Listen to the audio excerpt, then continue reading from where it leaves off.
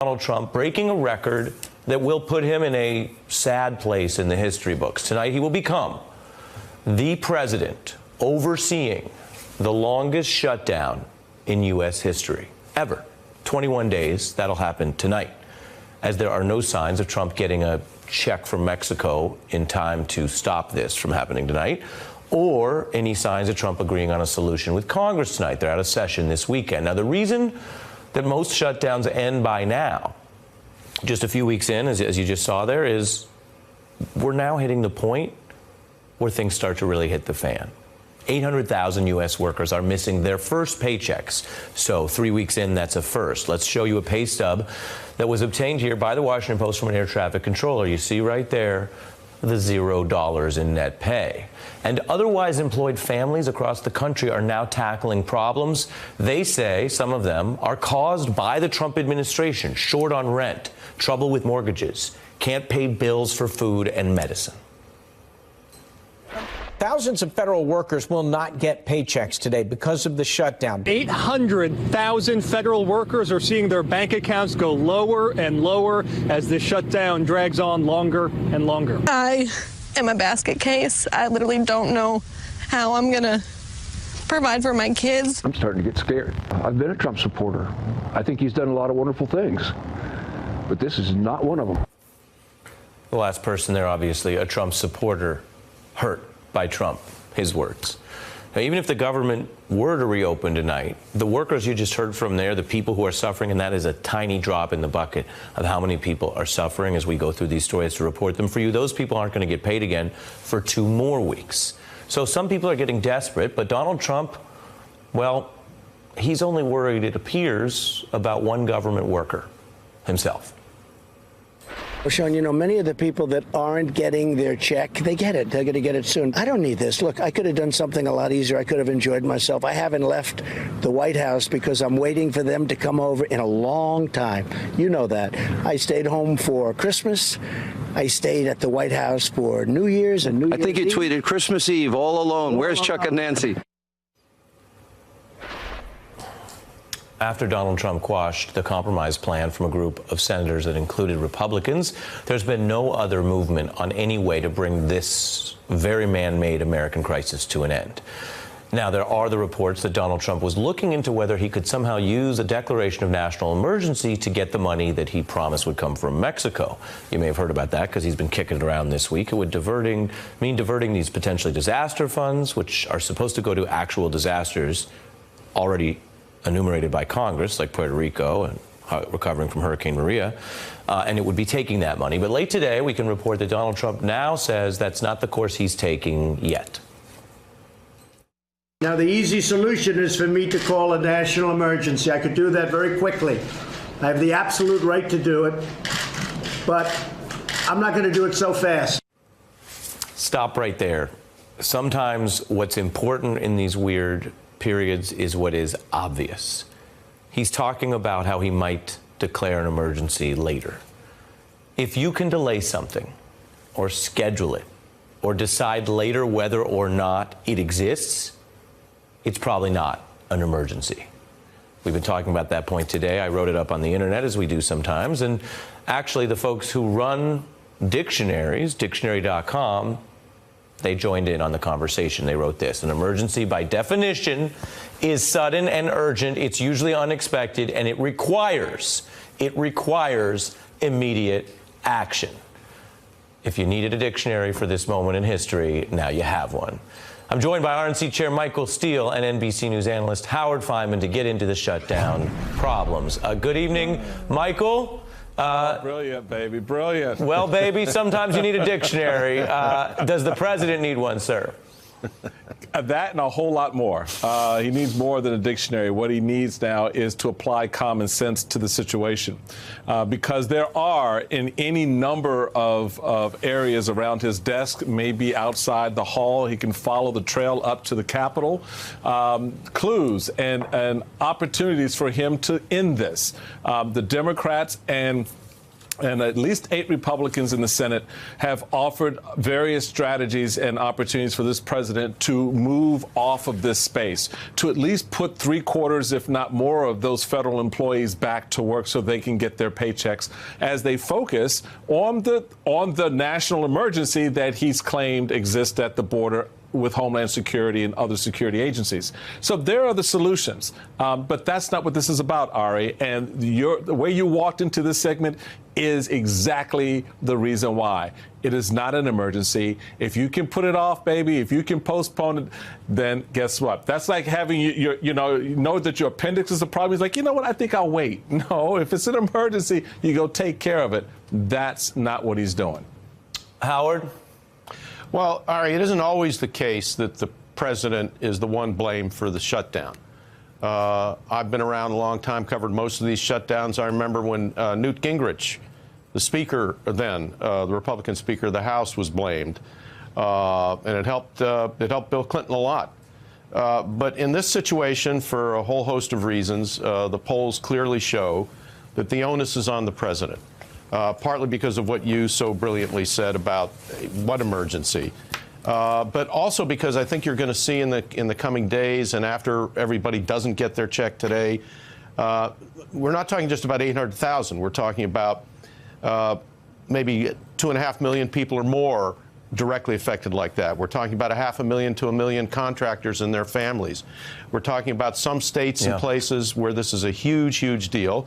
And the dynamics of it now are putting the onus on the president. It's going to continue that way. I think Nancy Pelosi and the Democrats know that.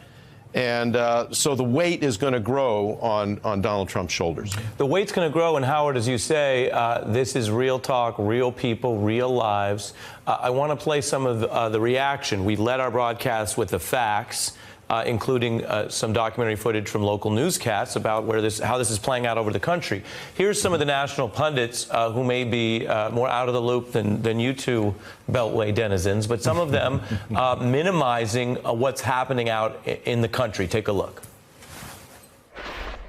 It's a partial shutdown and something that, again, I know is disruptive, but we want to avoid, but it's not the end of the world. I don't think that the American people have much sympathy, unfortunately, for bureaucrats and some paper pushers in Washington, D.C. You could shut down half of the government agencies, and literally it would be years, if it were not for the media, it would be years before the regular person, the normal, average, working American would even know that the department had been shut down in terms of, how much it affects their lives. Michael, that's a talking point. Will that dog hunt, as they say? No, what that comment tells you is just how blind and deaf that dog is. Because the fact of the matter is... Well, then do I feel sorry for the dog? Well, you shouldn't. Because if the dog has a lot of problems. Right. On top of being blind and deaf, it's also dumb. Because what it has done is it is projecting outward some, scary vision and view of what a federal worker is and what a federal worker does, who accesses the system among the citizenry, that these bureaucracies exist as, these little mini castles and fiefdoms that act unto themselves. No, to Howard's point, they're real people who need these services that are provided, who need the information that these agencies have available to them, and most importantly, need their paychecks that they get from the work that they do within those agencies. So that kind of thinking, again, it's like, oh, it'll take years before you know that agency has been closed. No, apparently it took about 24 hours. Yeah. Ari, I was actually outside the Beltway the last couple of days in my hometown of Pittsburgh. And on the local news last night, one of the lead stories was about the many thousands of people in Pittsburgh who rely for part of their rent or their housing on Section 8 housing payments. Those are stopping because they don't have the people to process them. A small example, but a real example that led the local news in Western PA. And that's going to be multiplied by 1,000 all over the country because you're talking IRS, you're talking about ATF, you're talking about not only people getting checks, but you're talking about safety and health, food safety, air safety.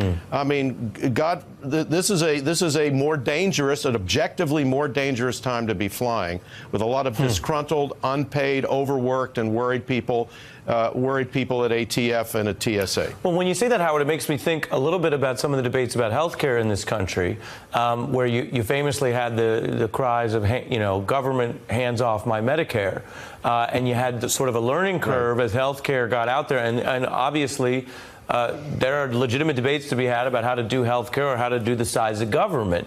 But the notion here, and we just played some of the sound, the notion that this is no biggie, and you don't need any of this open, and the federal government doesn't really do anything good, and it doesn't affect regular people's lives or Trump voters' lives or whatever. I wonder, Howard, your view of what does it look like 2 or 3 paychecks in? Does this actually get those people realizing just how much government is woven into modern life, whether you like it or not? No, of course. And even the Trump administration understood that when they made an exception for processing IRS tax refund checks. I mean, they weren't about to let that go by the wayside. Economists, reliable economists estimate that we're talking already about $3 to $4 billion worth of damage to the overall economy. That's just in the first couple weeks. If people don't get their paychecks in the weeks ahead, that's going to multiply, and it's going to affect air travel. It's going to affect agriculture. It's going to, you say it's a partial government shutdown. That's true. It's not the bulk of the Pentagon, for example. It's not Social Security and Medicare right now, but there's still a whole lot of government that we need to make things work. And I think what people are really upset about is this is probably the most glaring example of a phony issue that has resulted in real pain. In other words, the balance between the reality and the pain is completely out of whack. This is a completely manufactured crisis, as you pointed out at the top. I got to get to another guest, but Michael, briefly. Sure. No, I think Howard just nailed it. I mean, that just sums it up right there. I mean, this is a phony crisis, one that clearly you can delay, and people are paying for it in a real way. And I'm hoping members of Congress and others really put pressure on this administration to get off the dime here and recognize that maybe that's a little bit happening, because he's sort of backwarding just a little bit, backtracking on this idea of the emergency call in the first place. We'll see. For a guy who's not known for backing down in public, he backs down in private all the time. He settles cases all the time. He doesn't like confrontation, but he usually pretends to be tough. He's not even pretending anymore to be tough on that, quote unquote. What I learned, and I'm going to turn to a congressman, what I learned from Howard tonight is the facts on the ground may actually really rattle this White House as we go into this paycheck territory. What I learned from Michael Steele is I'm never going to ask you to walk my dog when I'm out of town. Not a dog person. No, I am, but the dog has got some issues. That particular dog got some issues. You reached a judgment call about the dog. And by the way, for viewers watching at home or joining us late, no actual dogs were heard in this segment. The dog was a metaphor. It's a literary show. Michael, Howard. He's tied up at the hydrant. Yeah, he's good. Thank you both. I get Michael Steele back later in the show. I turn now, as promised, to Maryland Congressman Anthony Brown, the son of immigrants, he likes to note. He's also a U.S. Army veteran who served in Iraq. First of all, Congressman, thank you for joining us tonight. Ari, it's great to be on, and this has been a tough several weeks for federal government employees, federal contractors, and, President Trump just has to open government. He's claiming a crisis at the border. The only crisis that exists, Ari, is there's a crisis in the Oval Office. We've got a president who is abusing power and shutting down government, and then trying to use that as leverage to fund a wall that experts say is not only ineffective, but everyone says it's too expensive and just impractical. So we've got a crisis, and it's at 1600 Pennsylvania Avenue. Well, Congressman, on that point, you're both a member of the majority party now in the House. Also, we mentioned your military service. What is your view for people watching at home who may think the government should reopen, but they like something about the idea that a commander-in-chief may need to declare an emergency or go to the Army Corps of Engineers, or those things we're hearing about? What is your response to that? What is wrong with, in your view, what the president could be proposing, what his advisors are reportedly exploring here with the emergency talk? Well, first of all, the facts don't support a case that there is an emergency. Often the president talks about drug smuggling. More drugs come through legal ports of entry into this country than across the southwest border. The president talks about a crisis in terms of the number of undocumented immigrants in this country. But more undocumented immigrants are due to visa overstays than from crossing the southwest border. So the president talks about the number of terrorists, and it was an alarming number that he was trying to scare the American people with, saying 4,000 terrorists have come across the southwest border, where in fact the Customs and Border Protection Agency has said that that number is 6. Right. Well, Congressman, let me press you then on the distinction.